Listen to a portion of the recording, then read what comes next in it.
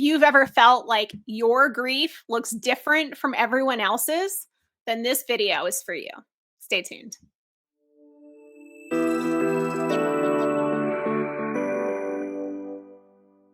Before we get into today's video, I want to take a second to give a hearty thank you to our sponsor of this week's video, Newport Landing Burial at Sea. So a little personal story here. When my dad passed away, we actually had a burial at sea for him. He loved the ocean, he loved fishing, and it really felt like the right way to say goodbye. But I will be honest, arranging it was not easy. We had no idea of the logistics and the permits and everything that was required to give him the send-off that we thought he deserved. If you've lost someone with a deep connection to the ocean, like my dad, or if you're trying to honor a loved one's unique wishes, Newport Landing Burial at Sea is the gentle, meaningful send-off that you've been looking for. Based in Newport Beach, they serve families all across Southern California, including LA, Orange County, Riverside, and even Catalina Island. With over 20 years of experience, they offer 3 types of different ash scattering services, and they can customize the ceremony to your family's needs. Newport Landing Burial at Sea understands grief because many of them have lived it, and they are committed to helping you create a peaceful, respectful send-off. Whether your person loved the water, wanted an eco-friendly burial, or just wanted something unique and different, Burial at Sea is such a wonderful way to honor that. So if you're in the greater Los Angeles area, please check out Newport Landing Burial at Sea. You can learn more at apeacefulburialatsea.com. Thank you again to Newport Landing Burial at Sea for sponsoring today's video.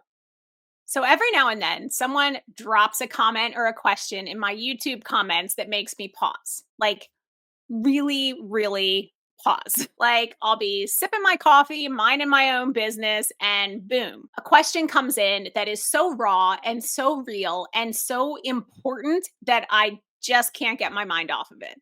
Holy cow.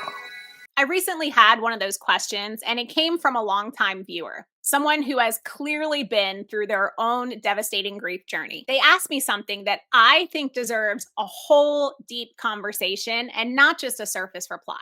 So here's what they wrote. Do you think people generally tell the truth about their experience with grief? I ask because I now attempt to be more aware of people who lose loved ones. When we talk, for the most part, they're pretty composed.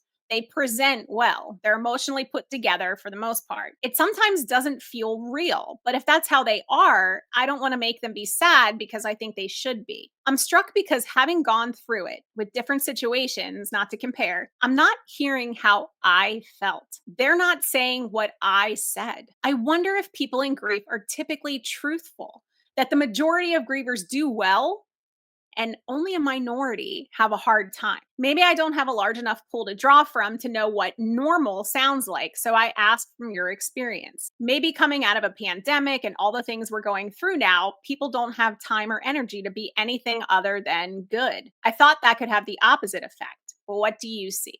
Right? Such a layered, beautiful, important question. So I want to share with you how I responded to this question. Essentially, I feel like this viewer is asking, are people honest about their grieving? In my experience, both my personal experience with loss and with interacting with hundreds and hundreds of grievers over the years that I've been doing this, I would say this: no.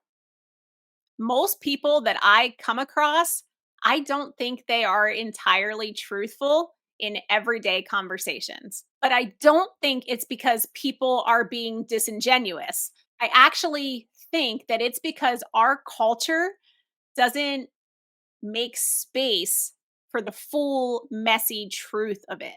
Grief is deeply personal and often very private.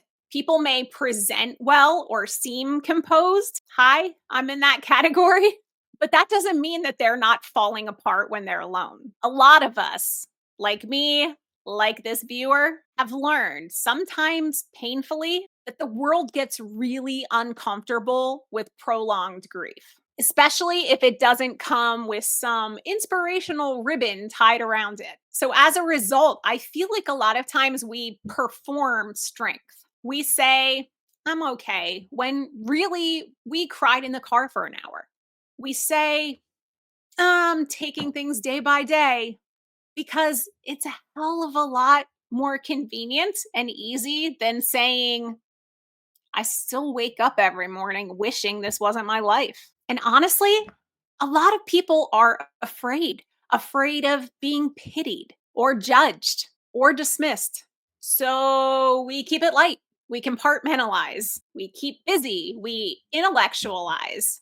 And for some folks, that is how they cope.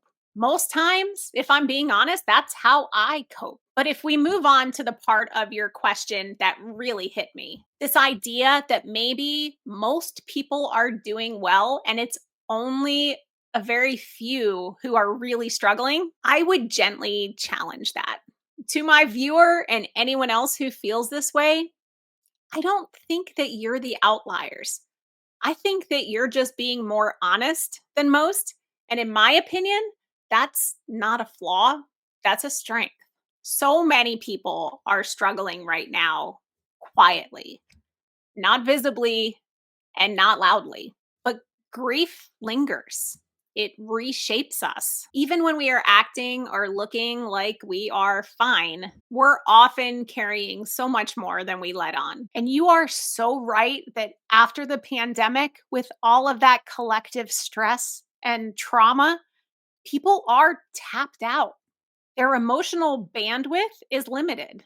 And that might make their responses shorter and more surface level. But the grief is still there underneath.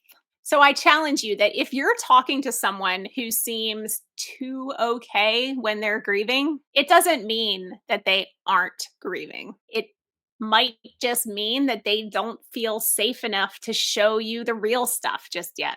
And honestly, I told my viewer that asked me this, just for asking the question and for noticing, I give you huge props. And I love that you are questioning your own truth and your place in this grief world. So thank you. I am sincerely grateful for you bringing this up because these are the kind of conversations that we need to be having more of. Real grief, messy grief, unhinged grief, unfiltered grief, and reminding each other that doing well looks so many different ways for everyone. As always, I love to hear your thoughts. So if you have ever felt like everyone else seems to be doing better than you are with their grief, leave a comment below.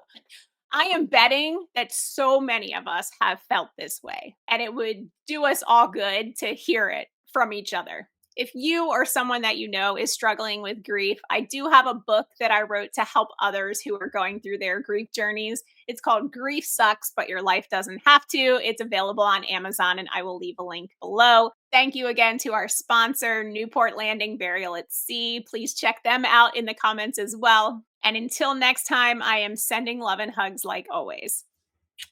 See you.